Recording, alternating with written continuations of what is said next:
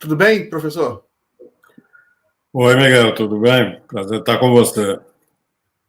Tudo ótimo. Marcos, várias pesquisas foram publicadas nas últimas semanas. A última foi uma Quaest, que acabou surpreendendo bem positivamente o governo, porque mostra um crescimento acima da margem de erro. Aí está na tela, né? O presidente Lula cresceu de 51% para 56%, a aprovação, e desaprovação caiu de 42% para 40%. Eu queria saber do senhor como o senhor interpreta esse gráfico e se acha que ele tem a ver com que ele faz sentido diante do que você está observando no Brasil. Miguel, eu acho que é mais uma pesquisa que mostra que nós estamos basicamente na mesma posição desde o final do segundo turno da eleição passada. Nós saímos da eleição fundamentalmente do modo que essa pesquisa, como as demais, mostra, e até o momento não há nenhuma indicação, nenhuma sugestão de que essa paralisia esteja mudando, que as coisas estejam adquirindo uma dinâmica, melhor do ponto de vista do futuro democrático do país. A oscilação nessa pesquisa, que não quer dizer que todas as demais sejam idênticas, elas apenas tendem a mostrar o mesmo fenômeno. Se a gente considerar da primeira para a última, a avaliação, a aprovação do governo está exatamente no mesmo lugar. 56, 56. Num gráfico como esse, somos tentados a olhar essa variação de 56 para 51, que aconteceu entre a primeira e a segunda, como irrelevante, considerando que entre a segunda e a terceira, o que parecia que era uma queda, deixou de ser uma queda, voltou para exatamente o mesmo número anterior. E a oscilação na avaliação negativa é coerente com a mudança entre a primeira e a segunda da queda na resposta não sei. Então, nós temos a desaprovação crescendo um pouco, porque a não sei cresceu. Então, eu acho que nós estamos exatamente no mesmo lugar. E até seria de estranhar que houvesse uma mudança maior num espaço de tempo tão curto, em 6 meses. A aposta principal do governo é na qualidade da gestão e na entrega. Desde o ano passado, o presidente Lula dizia que iria fazer, se propunha a fazer, um governo melhor do que havia feito nos 2 mandatos anteriores e esperava que isso fosse um caminho para corrigir aquele resultado que vimos no segundo turno, de uma eleição fundamentalmente empatada, com uma variação muito pequena do vencedor para o derrotado. E essa mudança, e esse resultado, Lula achava e disse com clareza que seria corrigido para uma posição melhor em função da qualidade do governo que ele se propunha a fazer e acreditava que faria. E está fazendo um governo muito melhor do que esse que o Bolsonaro deixou. Se a gente quiser radicalizar, um governo 10 vezes melhor do que o Bolsonaro conseguiu fazer em qualquer ponto desses 4 anos em que ele esteve sentado lá naquela cadeira fazendo aquelas palhaçadas que ele fazia. O extraordinário é que, embora a qualidade da governança, a qualidade nesta altura, dos projetos, das propostas, da equipe, do modo de fazer funcionar a máquina, que é o que poderia acontecer em 6 meses, são muito melhores do que era com o Bolsonaro. E a aprovação que ele está tendo não reflete essa mudança, por assim dizer, objetiva que está acontecendo. O governo, como eu disse, é muito melhor do que o do Bolsonaro. No entanto, os números não refletem essa muito significativa melhora que nós estamos vendo. E isso é que é o tema que nós temos que discutir. Quem está, vamos dizer assim, do lado da democracia, do bom senso, da inteligência, da cultura, dos direitos humanos, quem está do lado certo deve se preocupar com essa dificuldade de um governo muito melhor ser reconhecido como melhor. As pesquisas estão mostrando, não essa, nem sei se tem essa pergunta nessa pesquisa. Quando você pede para comparar o governo do Bolsonaro com o governo do Lula, este governo que Lula está fazendo agora, a proporção que diz que Lula está fazendo um governo melhor é muito aquém do que deveria ser. Porque, do ponto de vista de qualquer indicador objetivo, é objetivamente melhor. Esse é que é o assunto, porque ele sugere, essa discussão sugere, que fazer um governo melhor pode não bastar, pode não ser suficiente para consertar isso que aconteceu no ano passado. O que aconteceu no ano passado? Quase a metade da população votou em um cara que sabia que era um mau presidente. Sabia que havia feito um trabalho criminoso durante a pandemia, sabia que havia falado absurdos ao longo dos 4 anos do governo, e, no entanto, disse, sabe do que mais? Eu vou votar nele. Esse é que é o ponto que nós temos que avaliar, porque é essa a novidade. E não é só no Brasil que isso está acontecendo. Em várias outras democracias do mundo, a avaliação de governo está deixando de ter uma relação significativa com as chances político-eleitorais de um mandatário. Daqui a 3 anos e meio, o governo Lula termina, alguém representará a direita, todo mundo deseja que seja alguma coisa melhor do que esse bestalhão de Bolsonaro, mas o problema não é se haverá um outro candidato. O problema é como compreender e como agir para que metade do país ignore a melhora objetiva do governo agora e vote em alguém que representa o mau governo, representa a indiferença com as questões coletivas, que não se preocupe com direitos humanos, meio ambiente, emprego, condições de vida, porque foi assim que Bolsonaro governou. E quase ganhou a reeleição.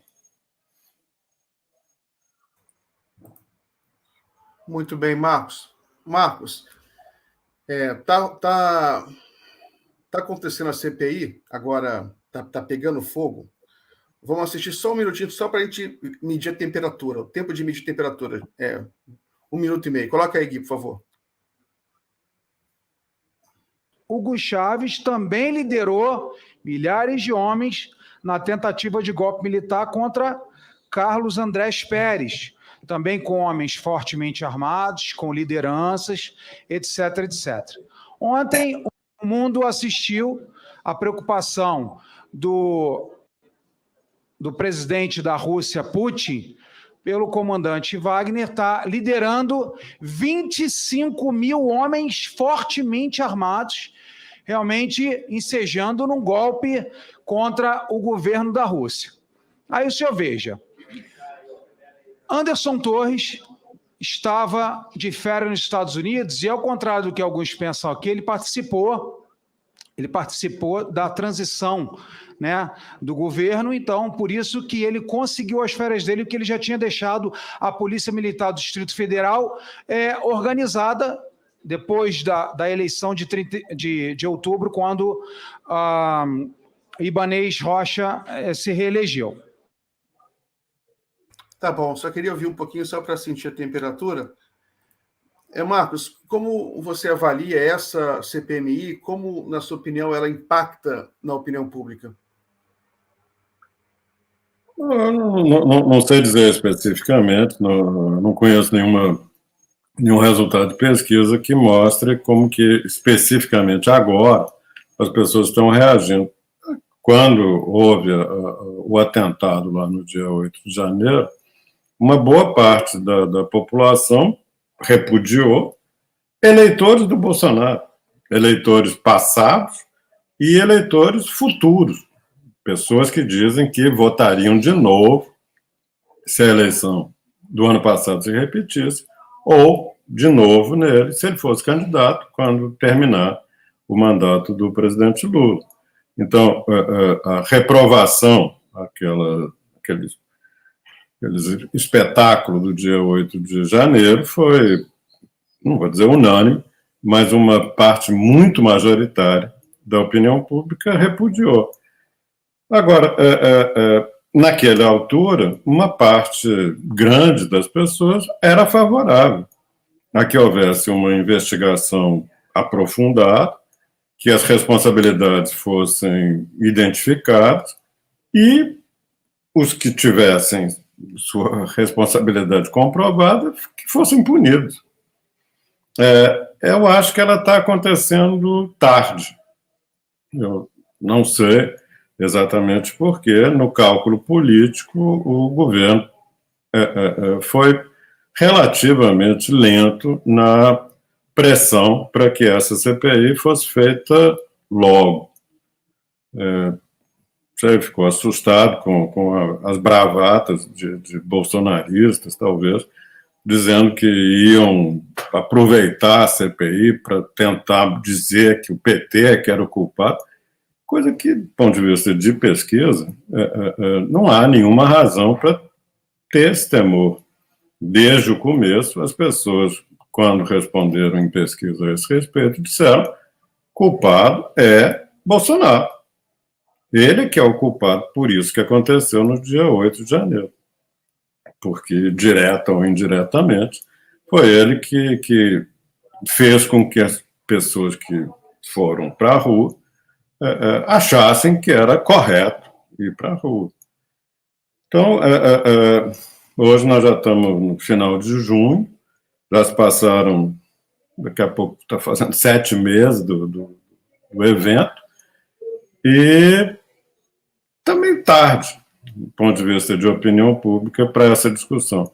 Ela teria tido mais impacto e provavelmente seria mais desfavorável para a direita do que esta que está acontecendo agora, 7 meses depois, 6 meses e tanto depois do acontecido. Foi um cálculo que eu, pessoalmente, não entendi e que eu acredito que não foi, digamos assim, do ponto de vista político, não foi bem identificada a melhor hora para fazer essa CPI. Muito bem, Marcos. Vamos voltar para as pesquisas. Teve uma Datafolha também que trouxe alguns dados originais que eu acho que me chamaram a atenção. Até coloco aqui na tela. Um deles foi uma tabela sobre percentual de pessoas identificadas com o PT, identificadas como bolsonarista. Eles fizeram uma graduação de 1 a 5, 1 e 2 é Bolsonaro, 3 é neutro, 4 e 5 mais petista.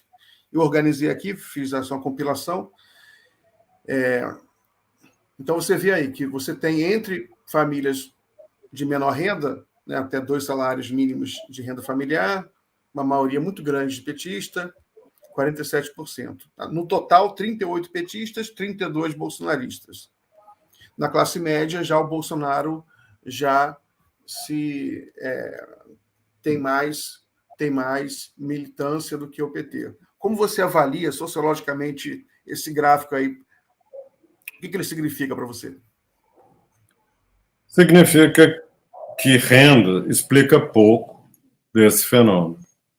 E eu acho que nós temos que ampliar o nosso modelo analítico e reconhecer que aquele conjunto de atributos fundamentais que usamos tudo quanto é pesquisa, que é renda, escolaridade, gênero, idade e região de residência, explica muito pouco. As variações que estão aqui são variações relativamente pequenas, exclusivamente nessa categoria de até 2 salários, que hoje não é a maior na sociedade. Nós não temos mais uma sociedade onde a faixa de até 2 salários representa a maioria. Em algumas regiões, os estados do país, é verdade, mas não é verdade da média nacional. Então, a vantagem do petismo entre pessoas muito pobres fica menos importante, porque é nela que está uma parte não majoritária. Quase a mesma coisa que acontece na outra ponta, entre os que ganham mais de 10 salários, onde a maioria de 10 pontos a favor do Bolsonaro não é tão importante. O importante mesmo é que nós estamos aqui em todas as faixas com uma parte, especialmente nessas duas, que são as mais maiores e mais definidoras de um resultado eleitoral, nessa que vai de 2 a 10, nós temos uma proporção de pessoas neutras muito grande. E essas pessoas neutras, na eleição passada, ao que tudo indica, se pautaram por outros critérios. Renda não explicou por que e como que essa parcela majoritária do eleitorado votou no Bolsonaro, ou votou no PT, ou ficou em cima do muro, sei lá o que fez, não foi votar, votou branco, votou nulo. É isso que eu vejo aqui, Miguel. Acho que nós estamos num momento em que a política, de uma forma geral, no mundo capitalista tardio, de uma forma geral, está se tornando mais complexa, menos previsível, de acordo com as dimensões, os valores, as hipóteses teóricas com as quais trabalhamos há muito tempo, durante muito tempo. Nós estamos num mundo diferente, e a política está ficando diferente nesse mundo diferente que estamos vivendo. E se nós não compreendermos as particularidades e as características próprias deste novo mundo da política, nós não vamos ter muito o que fazer, vamos ficar talvez insistindo num discurso centrado na ideia de renda e que explica muito pouco. Não é isso, a meu ver, que mais não deveria ser nesse tema que a nossa atenção devia ficar focada. Eu acho que nós devíamos começar a pensar com outros valores, ampliando o nosso modelo analítico para dar conta do que explica esse tanto de gente aqui no verdinho, na tua compilação, os neutros. São os neutros que decidem. E como a gente vê aqui, a variação dos neutros entre neutros pobres e neutros médios é pequena, do ponto de vista estatístico. Nós estamos falando de diferenças que, assim, no olhômetro aqui, vão de 18 a 31, essa diferença de 13 pontos numa amostra como essa, não é tão significativo. Uma pequena tendência de haver mais neutros entre pessoas de mais renda. A barra verde vai subindo de acordo que a gente vai subindo na renda. É muito pouco. De 20 para 30, 5 para cá, 5 para lá. É disso que nós estamos falando. As variações são pequenas. O que quer dizer que renda não está explicando tudo. E certamente, na minha opinião, sequer está explicando a maior parte da variação. Nós temos que ter modelos melhores para entender melhor o que está acontecendo.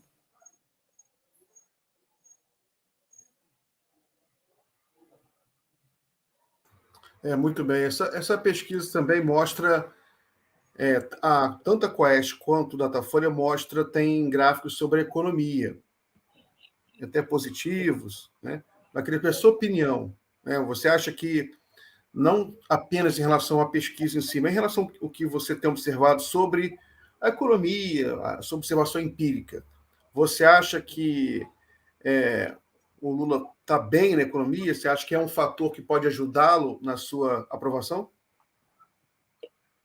Acredito que sim, Miguel. Essa é a grande aposta do governo, como eu falei mais cedo. Lula quer reconquistar uma parte grande do eleitorado que ele considera que se afastou dele, não é ele que considera, que objetivamente se afastou dele. Ele acredita que ele reconquistará esse eleitorado, mostrando que o governo funciona, que as coisas estão acontecendo em favor das camadas mais desprivilegiadas, mais pobres, e ele acha que é possível reconquistar esse voto através do desempenho. O governo é melhor, entregará mais resultados e, assim, conseguirá reconquistar essa parcela que se afastou, porque é óbvio que Lula não está preocupado com a nota que vai ter no quesito A, B ou C. Nós não estamos falando de de um concurso em que os diferentes aspectos são mensurados e depois no final diz assim, a campeã o campeão é o Lula, porque ele teve notas melhores em 4 ou 5 ou 6 ou 10 quesitos. Não é essa... Na política isso é pouco relevante. O relevante é, na hora em que o eleitor é chamado para dizer se ele quer mudança ou se ele quer continuidade, que quando nós temos fundamentalmente um sistema bipolarizado como é o brasileiro, e quase todos os países modernos hoje são assim, quando esse momento chega, como é que as pessoas decidem? É levando em conta a performance? É levando em conta se fez uma boa política de salário mínimo? Se fez uma boa política de emprego? Ou de educação, ou de saúde, ou de segurança? Não foi assim na eleição passada. Se a gente olhasse qualquer pesquisa, se você fosse área por área pedindo a avaliação das pessoas a respeito do desempenho do Bolsonaro na saúde, na educação, no meio ambiente, na segurança pública, no combate à corrupção, salvo engano, as únicas 2 áreas em que chegava acima de 1/4, ou seja, mais de 25%, era em segurança pública e em combate à corrupção. Em todas as outras, o Bolsonaro tinha uma avaliação positiva entre 10% e 20%. Frequentemente mais perto de 10%, que diziam, a política de educação, como é que você avalia? Ótima e boa, você aprova? Sim, 10%. Saúde, mesma coisa. E assim sucessivamente. Esse camarada que fazia um governo muito mal avaliado, e quanto mais você apresentasse as áreas de governo uma por uma, pior era a avaliação. Ou seja, o atacado era ruim, mas as partes eram piores ainda. Pois bem, esse camarada teve 40 e quase 49% do voto, apesar de fazer um governo que os próprios eleitores dele achavam ruim. Então, fazer um bom governo quer dizer ter boas notas, digamos assim, na política A, B, C, D, E, F, G, H, quer dizer alguma coisa? Eu acredito que não. O exemplo da eleição, da nossa eleição do ano passado, sugere que a nota de um governante pode ser muito ruim e, no entanto, o cara ganhar. Quase aconteceu com o Bolsonaro.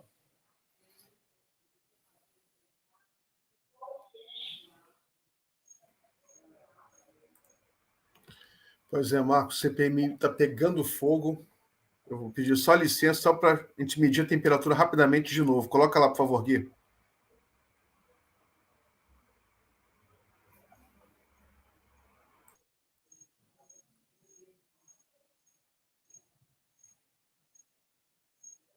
Não é sim.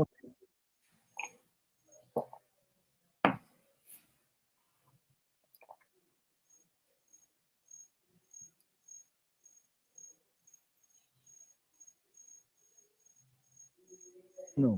De quem era a competência? Existe um plano integrado de ações dentro daqui. A competência vai até. A competência não é. A competência da Polícia Militar vai até. Então, quer dizer que se eu entrar com uma ação no tribunal e eu for condenado, a competência do tribunal, e a partir dali não tem mais recurso. Eu não tenho direito a outra esfera. O outro plano não tem. Não existe isso, Excelência. O que acontece? A responsabilidade da Polícia Militar vai até o prédio. Se a PM falhou, o mundo acabou. Se a PM não teve condições de segurar, o mundo acabou. Mas ok, chegar até o prédio de quem era a responsabilidade. A PM falhou. E está claro por que o plano integrado era a responsabilidade de quem? E está claro, pelo que eu já disse para o senhor aqui, que a PM falhou porque ela fez um planejamento subestimado por conta que as informações que foram dadas sexta-feira eram diferentes das informações que tinha no domingo, 10 da manhã. E ninguém chegou ao DOP, e ninguém chegou à coordenação de operações, as informações das 10 horas da manhã. Então houve uma falha dentro do sistema interno da Polícia Militar do Distrito Federal. Houve uma falha no sistema de inteligência do Distrito Federal. Que é responsabilidade de quem? Que é responsabilidade que era de quem? Eu estou plenamente satisfeito, pode encerrar meu tempo. Mas aí o senhor quer que eu responda pelo... eu não vou responder pelo secretário, eu respondo pela PM. Mas não estou pedindo para Vossa Senhoria responder pelo secretário. Aliás, nem pela PM, porque eu estou de folga. Não, eu não estou... em 50 segundos, só uma última pergunta, então, sobre o acampamento. O senhor disse, em determinado momento, que havia identificação de crimes dentro do acampamento. Por exemplo, estupro, tráfico de drogas, fora incitações. Eu entendi bem, ou em determinado momento o senhor disse na sua primeira fala, que no final de dezembro, perto da posse do dia 1º, o presidente Jair Bolsonaro falaria aos manifestantes. Isso daí é uma coisa que aconteceu. Que aconteceu, mas já era fato público de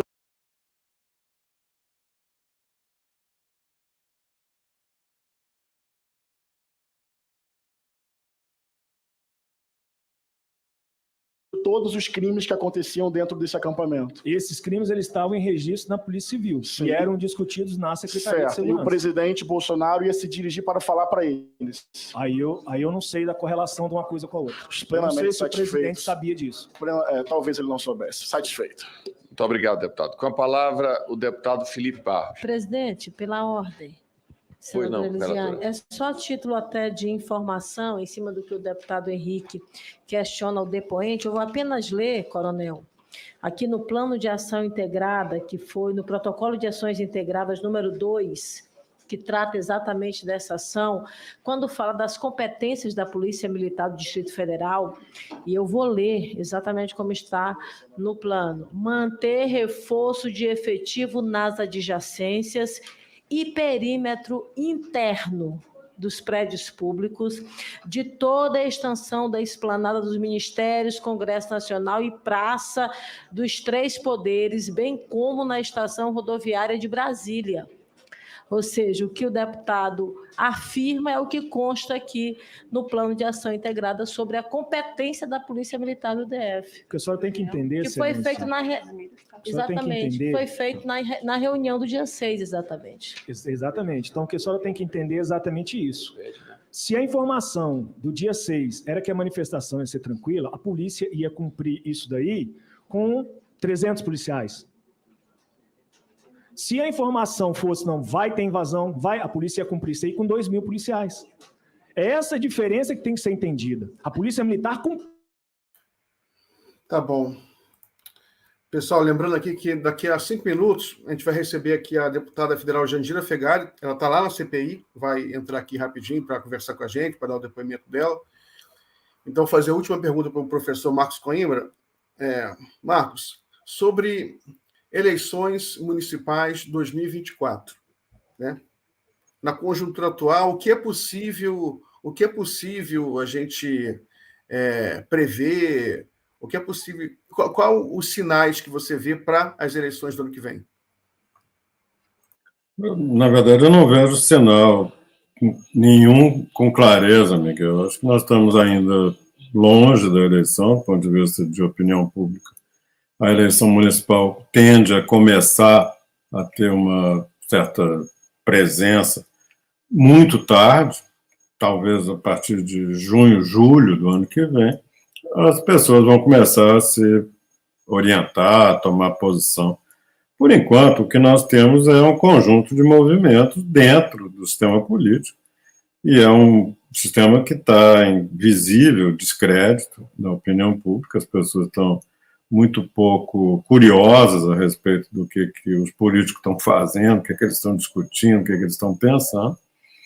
Isso, parênteses, isso é ruim para o governo Lula, esse descrédito, essa, sei lá, pouca confiança no sistema político. Isso atinge o novo governo. Fica parecendo que, aliás, é até compreensível que seja baixa a expectativa, a confiança, a credibilidade, considerando que a gente vem de 2 anos de um governo horrível, que foi o do senhor Michel Temer, e 4 anos de um governo catastrófico, que foi o do senhor Bolsonaro. Então, 6 anos depois, as pessoas estão, digamos assim, com toda razão, um pouco animadas com o sistema político. E é claro que isso se reflete na questão da eleição do ano que vem. O que parece é que o governo e o sistema de forças, correlação de forças políticas que dá apoio ao governo Lula, efetivo, não é apoio negociado, é o apoio genuíno, esse conjunto de forças políticas vai chegar, ao que parece, na eleição do ano que vem, com poucas candidaturas competitivas, especialmente nas cidades grandes e nas capitais, especialmente fora do Nordeste, e mesmo em algumas capitais do Nordeste, o cenário não é muito favorável para o governo. Isso pode ser ruim, porque significará que nós entraremos no 3º ano do governo Lula, no penúltimo ano, com uma sensação de que o país não mudou. Continua dividido, continua tendo lulistas e antilulistas, e que esse cenário vai chegar até na véspera da eleição da eleição presidencial, lá na frente. Então, é ruim para Lula que nós cheguemos saiamos da eleição do ano que vem com a imagem de que a esquerda encolheu, a esquerda não conseguiu permanecer ou retomar capitais importantes, a prefeitura de capitais importantes, e hoje o cenário não é muito favorável. Tomara que mude daqui até o final deste ano, para que cheguemos no ano que vem com um quadro mais favorável para uma vitória, vamos dizer assim, simbólica do governo, porque na prática tem muito pouco efeito, mas no plano simbólico é relevante para um governo sair com uma imagem de que foi bem na eleição municipal. Muito bem, Marcos. Professor, muito obrigado pela sua participação. Eu vou liberar o senhor, agradeço muito. Boa semana. Eu que agradeço. Um abraço, Miguel, um abraço a todos.